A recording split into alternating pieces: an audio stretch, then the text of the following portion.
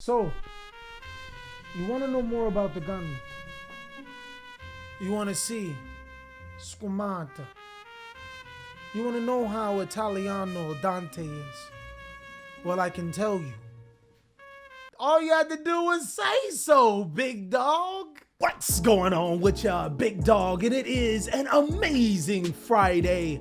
I hope that your Friday is going phenomenal. And if it isn't, don't let what happened at the beginning of your Friday ruin the rest of your Friday. Speaking of such, we are coming right back with the Gauntlet. Boy! The Gauntlet is where we take a particular strategy and match it up against some of the best decks in Yu-Gi-Oh! Not only do you get to see the deck being built and edited, you get to see it against some of the top decks inside of Yu-Gi-Oh! I gotta say, this time around for the Gauntlet, we are playing Burning Abyss, a strategy that has been out since 2014. That is 8 years of Yu-Gi-Oh! With this deck. Burning Abyss has gotten so much stronger with Fairy Tale Snow coming off the Forbidden List, but how does it stack against the top meta? Let's go ahead and start off with a preliminary build before we get into our first game. So, what makes Burning Abyss perfecto in 2022? The answer is actually really simple. Not only does Fairy Tale Snow give this deck a huge boost, there are also a host of other cards that make this deck powerful. Before I get into the profile, I just want to say, if you're liking the sleeves, well, go ahead and stop by at my site. Go to TheCaliEffect.com to pick up your Raven Wing sleeves today. Amongst other things like mats and shirts, this is a two-strong site. But moving on into the profile, there's 3 copies of Graph here, 2 copies of Skarm, 2 copies of Seer, 2 copies of Farfa, 1 Libic, 1 Barbar, and 1 Alec. This is a fairly standard Burning Abyss mat lineup. I want to play 3 copies of Graph is because when I activate Dante without Graph under it, I want to send it from the deck to the graveyard. Coincidentally, I can always normal summon it and summon another Burning Abyss monster to follow up with to make my huge play. The 2 copies of Seer in Skarm. Skarm, I don't really have a lot of targets to search. I mean, searching another Burning Abyss monster from your deck to your hand is nice. It's okay. But being able to search Tour Guide is the most important thing, and I don't run that many Tour Guides. Seer is phenomenal. The Pig allows you to summon BAs from graveyard, but to be honest with you, you really only want to summon Dante, so that's why it's 3, 2, and 2. Farfa is amazing, and the other 2 Burning Abyss, 3 Burning Abyss, Magnifico for being different names. Our main monsters, the cards that we typically want to start off with, I play 3 copies of Rhino and 2 copies of Tour Guide. I would run 3 copies of Tour Guide, but one thing that I'm extremely scared of is Effect Veiler, Ash Blossom, and Infinite Impermanence. If I start to notice that maybe in some of my duels that they aren't as prevalent, then maybe I would bump Tour Guide up to 3. But until then, Fiendish Rhino Warrior is the main card you want to start off with because he can send any card or any Fiend monster from your deck to your graveyard, which allows you to pop up with so many awesome plays. Now, what are the cards that you want to send from the deck to the graveyard outside of Burning Abyss monsters? Well, Descrudo the Lost Dragon's Frisson, it gives us a free Synchro 7 play, amazing combos there. Fairy Tale Snow is the ultimate card. No matter what we send from the deck to the graveyard, as long as we have summon, Snow can summon itself to the side of the field, disrupt the opponent. Absolute King Backjack allows her to set a trap card to our side of the field. Little spoiler, this is a trap deck.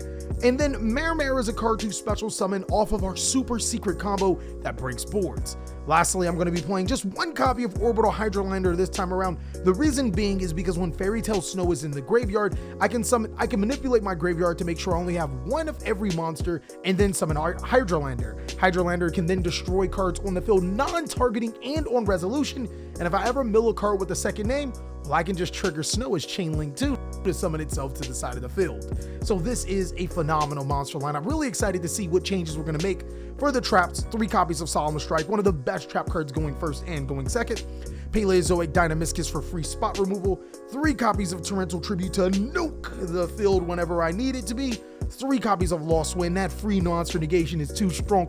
And the fact when it's milled off from the deck to the graveyard, it can set itself, allowing me to break some boards. Dimensional Barrier is fantastic, magnifico in this format.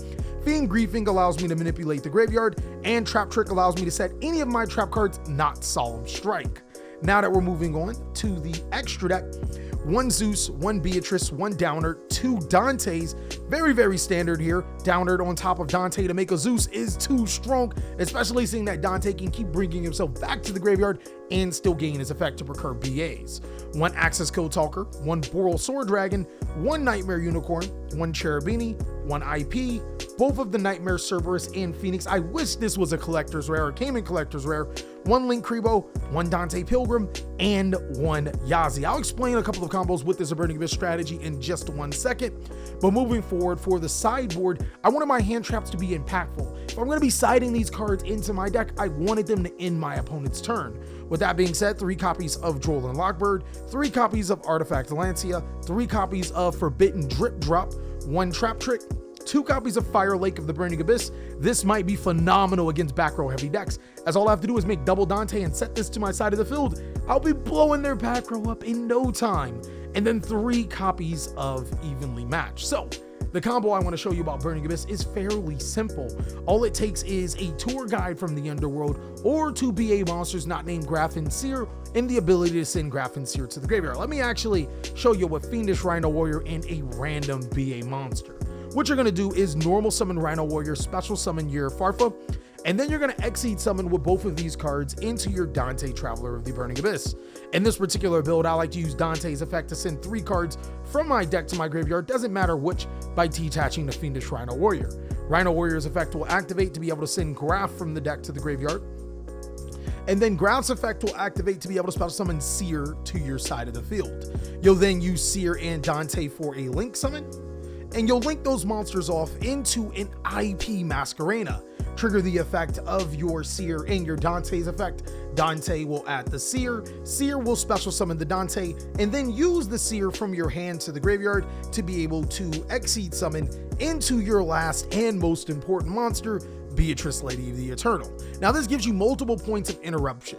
Not only can you use Beatrice, Lady of the Eternal to be able to send cards like Farfa from your deck to the graveyard, you can even send one of the best cards in this deck in Fairy Tale Snow. And I mean, look at all the cards you have to banish, plus the other cards that you could be sending to the graveyard with some of your other cards for disruption.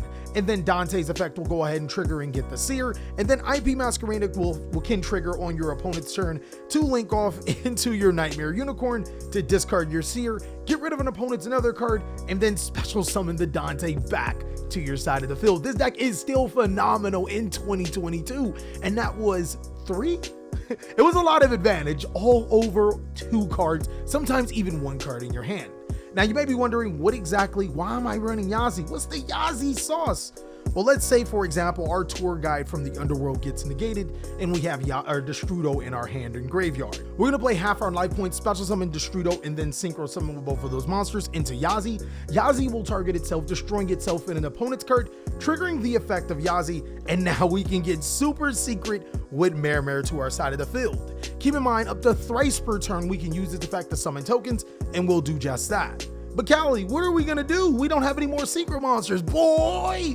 I'm telling you, it does not matter. We'll use our first monster into a link summon into our Link Kribo, and then our Mare and our next token into our Nightmare monster, discard a card, destroy another card. The cool thing is that we can use Link Kribo and our last token into Nightmare Phoenix, discard another card, draw a card that's been co-linked this whole time, destroy a card, and then link these 2 monsters off into Access Code Talker, which will be 4,400 and can destroy up to 3 cards on the field.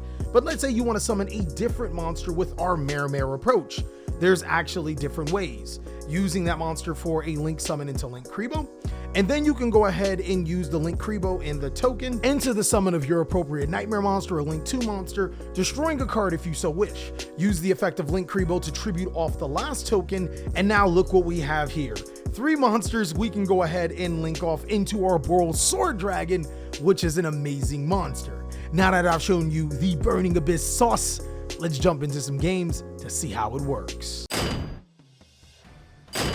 So my very first game, I'm going against Phantom Knights, and I actually opened really good. Tour guide for Rhino, make Dante, detach the Rhino, send Graf, summon Seer to my side of the field, and then I can make an IP Masquerena with a Beatrice and some back row. This is a very powerful board. I'm like, you can't break this. Until he starts off with a Forbidden Droplet, and I'm like, Unfortunately for him, his Torn Scales is going to get banished with that Dynamiscus, and then he's going to emergency teleport for a tracker, trying to use the effect of his Fog Blade to special summon, but I fiend grief in that hoe, sending the Absolute King Backjack to allow me to set another Dynamiscus to his side of the field. He's going to go ahead and pass his turn. I'm going to summon Tour Guide for Rhino. This is going to allow me to make a Nightmare Cerberus to destroy a card on the field that shouldn't be there, but whatever. I'll spell summon Dante by discarding Seer, and then banish 7 for Fairy Tail Snow. That allows me to make the Boral Sword and go for game. Going into game 2, he gets the opportunity to go first, and he's going to go ahead and start off with his Rite of Aramacier package. That is pretty good, getting his adventure token and then making his Wandering Griffin Rider. I didn't open the best of hands. I actually opened 4 monsters inside of this hand, and I'm like, gee, if I open 4 traps here, we actually might have been all right. Anyways, he makes Cherubini, sending Graph to special summon Seer, and I'm like, I know those Yu-Gi-Oh cards, but you're using them wrong because Seer summons Dante. Regardless, he's going to go ahead and Exceed Summon with his Cherubini and his trap card, making Artifact Dagda, triggering his adventure token to set his Scythe to his side of the field by triggering Dagda. And then he's going to go ahead on the next sequence, set a Fog Blade face down, special summon his Water Enchantress, make the Vert Anaconda, then send the Fusion Destiny to make Destiny Hero Phoenix Enforcer. This is an incredible board, and I think I could play through it if I had 4 trap cards. But unfortunately, I didn't have the most optimal hand. We're going to go to game 3. Game 3, I get to go first, and unfortunately I didn't open optimal as I'm going to make Dante with Seer, unfortunately. Sending 3 to the graveyard, then triggering Rhino to send Graph to summon Seer. I'm going to set some back row and pass. He's going to go ahead and start off with Rite of Aramacier, trying to go into that whole package. I'm like, I don't like what you're doing here. I'm going to Dynamiscus his Fateful Adventure, preventing him from playing on his turn for that particular sequence. He's going to go ahead and emergency teleport for both his psychic monsters, then use 2 monsters for a link into his Cherubini, trying to send Graph, but I got Fiend Griefing to shuffle it back into the deck before he can continue with his combos. I'll even send Backjack for extra measure to get a Dimensional Barrier. He's going to make a Nightmare Unicorn, getting rid of my Dante, but Seer will trigger to summon Graph, and then he's going to link off his token into a Link Spider, making them into an Access Code Talker. I'll preemptively use Dimensional Barrier in case he does have an extender to make Vert Anaconda, calling Fusion, and he'll use Access Code Talker to destroy my Skarm, then follow up by destroying my Graph, which will summon Farfa from my deck to my side of the field. Unfortunately for him, for some reason he decides to attack into my Farfa. I'm going to banish the Access Code Talker, duh. That will allow me to get over his, as long as I can make a Dante. Of course I can with a Tour Guide into the Grapha search by the Skarm, making Dante, milling 3, getting a Seer off the top. Boy, we gonna make another Dante. Cause what's better than 1 Dante? 2? Making our second Dante, detaching the Skarm, sending 3 off the top. I probably shouldn't have did that in hindsight, but I was really hype on making double Dante. Attacking over his monster and inflicting double damage, then making a Zeus. I feel real comfortable here. Zeus and a back row? Do whatever you want. He starts off by normal summoning his Boots, linking off his Boots into an Almirage, activating his Cloak to summon his Boots back to his side of the field. And I'm like, this is all okay. I got the back row to respond to it. He's going to make the Predaplant Vert Anaconda. I'm going to go ahead and activate my Lost Wind in response to his Vert, but he has the Droplet. How did I not see this coming? He makes DPE and then destroys my Zeus after negating it with Droplet, and then he summons DPE to his side of the field. Unfortunately, all I have to do from here is make Beatrice the Lady of Eternal. He's forced to destroy my Beatrice, and then he has no monsters left on the field. So with no monsters left, I summon Dante Pilgrim and attack for game. GG. So one thing that I noticed inside of my Phantom Knight matchup is that if he Artifact Scythed me, I had no main board outs. Also, I realized that Solemn Strike isn't a great card. I mean, don't get me wrong, actually Solemn Strike is a god card, but not necessarily necessary for this particular deck. With that being said, I'm going to drop the Solemn Strike packets. I'm also going to drop Mare and Destrudo. I thought that this combo was phenomenal, but I don't necessarily need it. It's very extra deck reliant. In turn, I'm actually going to play a 3rd D-Barrier, a 3rd Trap Trick, and a 3rd Fiend Griefing, and 2 copies of Orbital Hydrolander. Now, of course, that does come with some extra deck changes as Yazi and Link Kriebel are no longer useful. I'm going to go ahead and exchange those 2 with a Topologic Trisbana to blow away back row and Phantom Knight's Breaksword in case I needed some spot removal. So our second match is against Swordsoul, and he seems to open a pretty good hand, making Xixiao off of his Moye, adding Swordsoul Emergence, getting an Ashina for his Long Yuan to make a super ultra complicated combo of Baron de Fleur Xixiao. I got 4 back row pass. My combo is a little more complicated. He's going to go ahead and overextend with the Moye, getting a token by revealing Xixiao. Activate Torrential Tribute. He uses Baron de Fleur, but I got the Dimensional Barrier, calling synchros to negate all synchros and preventing him from summoning an additional synchro. His turn is over. And now we can go for the kill shot. I'm going to go ahead and follow up with Tour Guide from the Underworld, but he Forbidden Droplets me. He then follows up with Incredible Ecclesia to attack over my Tour Guide from the Underworld, morphing it into a Tai. I'm like, nope. Dynamisc is that thing off the board. Boy, you thought this back row went live? I set a back row, he set a back row. I set a back row, he set a back row. We set in back row for days. I then follow up by using Trap Trick to set the Fiend Griefing, shuffling in his Ashina to send Skarm to get my play started. He strikes me. I summon Seer and attack directly, and on his following turn, he summons Ashina for a Monk of the Tenye, and then he starts to summon Vashuda to his side of the field. I'm like, all right, what you gonna do with it though? Summoning Libic to my side of the field, exceeds summoning for Dante, he strikes me. Okay, Dante Seer effect, he strikes me. Unfortunately for him, I just so happen to have 5 different monsters with different names, summoning Orbital Hydralander as a follow-up, destroying one of his Tenye monsters, and then activating the effect of Backjack, being able to set another Fiend Griefing face down. I'll attack over his Ashina, and he concedes the game. Game 2 is more or less the same, as he's going to go ahead and make Xixiao search the Ashina, summon Long Yuan, make the super complex combo of Baron de Fleur, set a back row, pass. I'm going to go ahead and Exceed summon into Dante, Traveler of the Burning Abyss, and he strikes me. At this point in time, I've been struck more times than the Smash Bros. Punching bag. Whatever. I'm going to make Dante number 2, go ahead and detach to send 3, and then use that Dante for an Exceed summon into Beatrice, setting 3 back row and pass. I'll pass it back over to him. Swordsoul Emergence to a Long Yuan. Has he learned though? He goes ahead and he normal summons Incredible Ecclesia, using it to summon Moye to reveal Long Yuan, getting a token to his side of the field. We're going to Torrential here. He's going to Baron de Fleur. Have you not learned? We're going to go ahead and Lost Wind, negating his Baron, trying to sneak in that Beatrice, but he'll negate with Xixiao and then pass our turn. He'll then go ahead and follow with Long Yuan to be able to get the token by discarding Ashina, making Rudy Rose Dragon. This card is a problem. He's going to banish my entire graveyard, but not before I get Lost Wind back to my side of the field. I'll set a card face down. He normal summons Tai, and he still hasn't learned. Just don't summon monsters. I'll normal summon Tour Guide from the Underworld, making my graph Exceed summoning into Dankte, using its effect to detach to send 3, and I send a Absolute King Backjack and a Fairy Tale, making Zeus, and that should sum up the game. That game 2 game was incredible, but one thing I did notice is that it was really hard for me to get started at certain points of time. Once my first Tour Guide got negated, even though I did play it fairly well, I needed another 1-card monster to be able to get started. Another Tour Guide would have helped. So with that being said, I actually want to test dropping Graph from 3 to 2. I think that that'll be very beneficial for the deck because Graph doesn't necessarily do anything after you get its effect the first time. The second time could be for the OTK, but the first time is, and then the next time is after that is, it is what it is.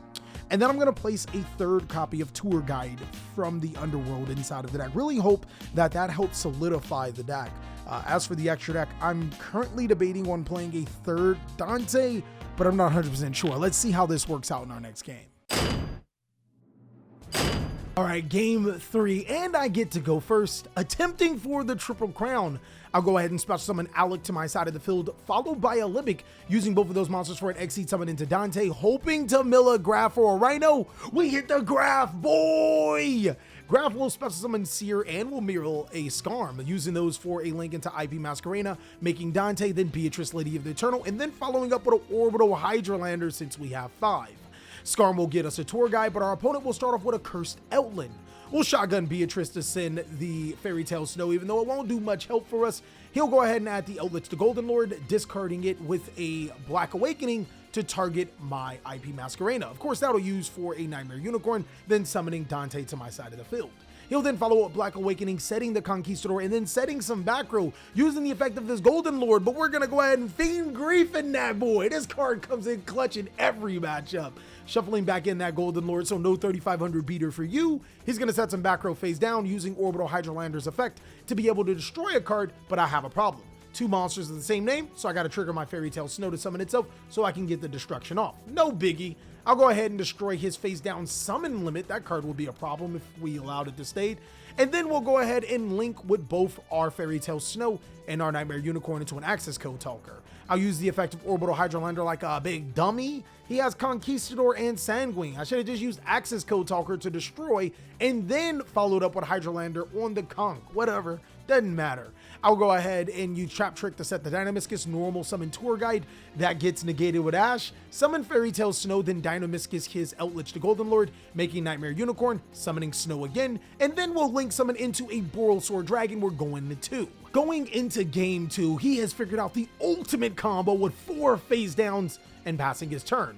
Graph plus Alec makes a Cherubini, activating Graph only to find a summon limit. I'll send Skarm out of Tour Guide, set 2 face down and pass his turn. He sets 1 and he passes his turn, so it's back to me. Cool.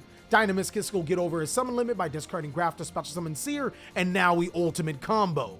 I'll link both of those off into top of Logic Trisbana, summoning the Skarm under my Trisbana. That's 1. Imperm, that's 2. Dynamiscus, my own Trisbana, that is 3. As 4 and 5, he'll use his Conch and his Ice Dragon's Prison, and then of course his 6, I'll activate the Dynamiscus in Graveyard. Resolving chains backwards, everything still goes banished because my Trisbana is not on the field anymore to be negated by Imperm, and he takes a lot of damage. I'll normal summon Tour Guide, and he Ash Blossoms and Joy springs me. It's okay, you about to take this Tour Guide damage, boy. As we inflict a lot of damage, he'll set a card face down, Tour Guide finds a Rhino, and that's actually enough for game. I gotta say, for my final thoughts, I think that Burning Abyss is a really cracked deck.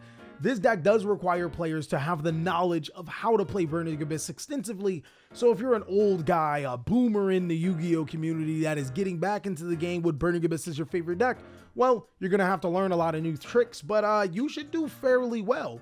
This strategy is, in my opinion, maybe a tier 2 rogue style deck that can 100% compete with the meta.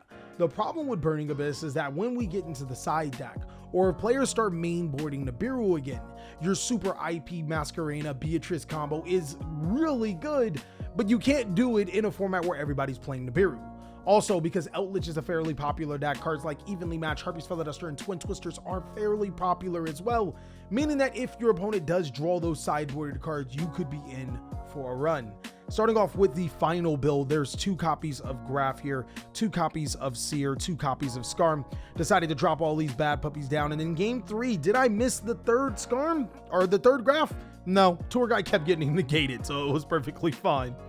1 copy of Alec, 1 copy of Lilac, only 1 copy of Farfa, 1 copy of Barbar, and 1 copy of Cowcab. I think throughout this whole series, I was trying to figure out, yo, I'm missing a Burning Abyss monster because names are very important with this strategy. I came to realize that Farfa isn't a monster that you normally would send to your graveyard off the effect of Beatrice. That honor belongs to Fairy Tale Snow, and then sometimes even Backjack, so I decided to cut Farfa down to 1 and introduce Cowcab back into the strategy because Cowcab is a very good card, and at the very least, a Burning Abyss name. We then have 3 Rhino and 3 Tour Guide from the Underworld. I'm still shaky on Tour Guide at 3. As you can see, my fears actually came into fruition. Every time we summoned it, it got negated. But on the flip side, I was still able to play through it and get more Tour Guides from my deck to my hand. I needed a search card, and Tour Guide was definitely that card. There's also 3 copies of Orbital Hydralander. This card is nutty. This card's ridiculous. Non-targeting destruction on resolution is amazing. Did the names ever come up? Well, if you got Fairy Tale Snow in your graveyard, the names never come up, how you manipulate that card. Then there's 1 copy of Absolute King Backjack. This card is I wanted to play 2 copies of, and Fairy Tale Snow. This is what makes the deck pop. Really, really pop. There wasn't a time where I couldn't activate Fairy Tale Snow when I needed to activate it and didn't have the targets. This card's pretty much always live within this deck. My only problem with the trap cards is clunking. There felt too many times where I was drawing 2 copies of the same trap card, but other than that, I felt that every single one of these trap cards pretty much overperformed. Fiend Griefing is the star of the deck. I'm actually very disappointed that this card doesn't come super rare by now. Then there's 3 Trap Trick, 3 Lost Wind, 3 D-Barrier, 3 Dynamiscus, and then finishing up with 3 copies of Torrential Tribute. Again, every single one of these trap cards overperformed for the respective regions. I think that Lost Wind was a card that I definitely was like, are you going to be good? And yeah, it's fairly good. For the extra deck, 1 Beatrice, 1 Zeus, 1 Downer, 2 Dante, and 1 Breaksword. Decided to stay with the double Dante, 1 Breaksword, even though Breaksword never came up. 1 Axis, 1 Boral Sword. I think having 2 rank 4s is correct now, because there are times where I use Axis Code Talker as bait, then make Boral Sword and go for game, and vice versa. Summon Boral Sword, it gets destroyed. Well, Axis Code Talker is still in my extra deck. A lot of people don't see that coming. Topologic Trisbana, and of course the Nightmare package. These are still extremely important in this deck. 1 Cherubini Ebon Angel, 1 IP, and 1 Dante Pilgrim. That sums up the extra deck. For the sideboard, we saw 1 card shift from here. That was Trap Trick moving from my main deck, or my extra deck, to my main deck. 1 Red Reboot, 2 copies of Fire Lake of the Burning Abyss, 3 copies of Evenly Matched, 3 copies of Artifact Lancia, 3 copies of Droll, and 3 copies of Forbidden Droplet. Unfortunately, I wasn't able to playtest with my extra deck much. Throughout our games, none of us seen sides, so it was really interesting. But then when we started to playtest in real, like with sides being forced to be seen, this was actually okay. I'm still a little iffy on Fire Lake of the Burning Abyss, but if you get this card going, you pretty much win the game against any back row heavy deck. Ultimately, I do think that Burning Abyss is a phenomenal deck, and whether you decide to play this build or a different build, it's a deck that can compete with the top decks in the meta. I really hope that you really enjoyed the Gauntlet. If you want to see another deck go under the Gauntlet, then let me know down below in the comment section. Again, thank you so much, and I'll catch you on the next one.